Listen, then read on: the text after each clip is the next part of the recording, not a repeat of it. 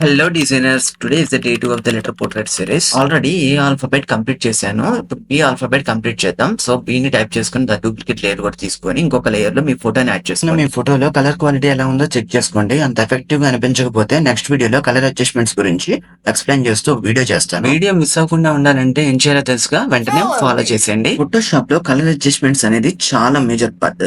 చూసారు కదా, నా ఓల్డ్ ఫోటోకి కలర్ బ్యాలెన్స్ చేసిన తర్వాత ఫోటోకి డిఫరెన్స్ చాలా బాగుంది. సో ఇప్పుడు ఫోటో బ్యాక్గ్రౌండ్ రిమూవ్ చేసుకోవాలి.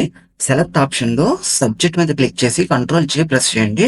ఫోటో బ్యాక్గ్రౌండ్ రిమూవ్ అయిపోయి PNG ఫార్మాట్ లో ఒక లేయర్ ఏర్పడుతుంది. ఈ PNG లేయర్ మీద క్లిక్ చేసుకొని ఆ బి ఆల్ఫాబెట్ లో కరెక్ట్ గా అడ్జస్ట్ చేసుకోండి. మీ ఫోటో అడ్జస్ట్ చేసుకున్న తర్వాత ఆల్ఫాబెట్ లేయర్ మీద రైట్ ట్యాప్ ఇచ్చి సెలెక్ట్ పిక్సెల్స్ అనే ఆప్షన్ చూస్ చేసుకోండి. ఇప్పుడు ఆల్ఫాబెట్ పిక్సెల్స్ సెలెక్ట్ అవుతాయి. సో ఆ పిక్సెల్స్ బయట పార్ట్ మొత్తం అరెస్ట్ చేసుకోవచ్చు, లేకపోతే పైన సెలెక్ట్ ఆప్షన్ లో ఇన్వర్స్ సెలెక్ట్ చేసుకుని లోపల పార్ట్ కూడా అరెస్ట్ చేసుకోవచ్చు.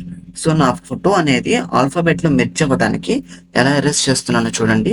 Step by step photo layer మీద రైట్ ట్యాప్ ఇచ్చి సెలెక్ట్ పిక్సెల్ మీద క్లిక్ చేసుకోండి. అరేజ్ చేసుకుంటే నా ఫోటో అనేది అరేజ్ అవుతుంది, ఎందుకంటే పిక్సెల్ సెలెక్ట్ లో ఉన్నాయిగా. సెలెక్ట్ అయిన పిక్సెల్స్ కాకుండా మిగతాదంతా అరేజ్ అయిపోతుంది. పైన సెలెక్ట్ ఆప్షన్ క్లిక్ చేసుకుని డీసెలెక్ట్ చేసుకుంటే. I hope you understand. Thank you. Follow for more.